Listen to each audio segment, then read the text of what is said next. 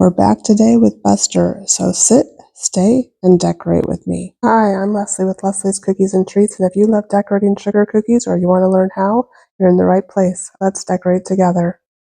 So fetch your supplies, they're listed in the description, and let's decorate these adorable puppy cookies.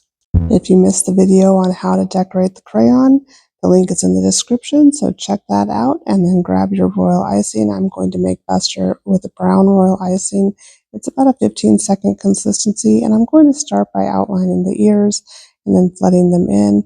I did put a squiggle in that first ear so that I could hopefully avoid craters, but I'm just going to go ahead and flood this section in with a generous amount of icing.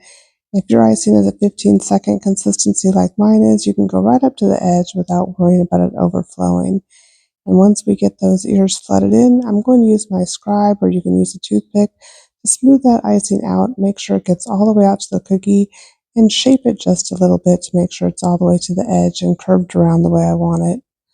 And then I'm going to set this cookie aside to dry for about 15 to 20 minutes until the ears crust over. And now that my brown icing has crusted over, I'm going to go ahead and outline and flood in his entire face, going right over the top of those lines I drew on the cookie of where his nose would go. And if you need help transferring the design to your cookie, I have video tutorials on that, and I'll link those in the description. So go ahead and flood in his entire face, and then use your scribe to settle that icing out. And once you finish, you can set this cookie aside to dry until the face crusts over. And if you watch the tutorial for the cat Krayon Kid, you know that I had a cat named Charlie growing up, but I also had a dog named Fluffy, and the two of them were the best of friends and partners in crime, especially when it came to pizza. But more on that later. So you want to go ahead and outline and flood in the neck area, and then use your scribe to settle that icing down and set it aside to dry for another 15 to 20 minutes until the icing crusts over. And then you can come back in and squeeze in a generous amount of icing for his paws. If your icing is not a 15-second consistency, you want to make sure you don't go all the way to the edge of the cookie. And I did overlap the crayon just a little bit. And then I'm going to go ahead and move on back up to his face and outline the bottom part of it here, and then kind of come up and make a little curve for his nose or his snout area, and then flood that in right on top of the face that we did before. If you want to make sure that you draw this area out before you flood it, make sure you wait until the cookie is completely dry, and then you can use a projector or the paper piecing method to get your design onto the cookie.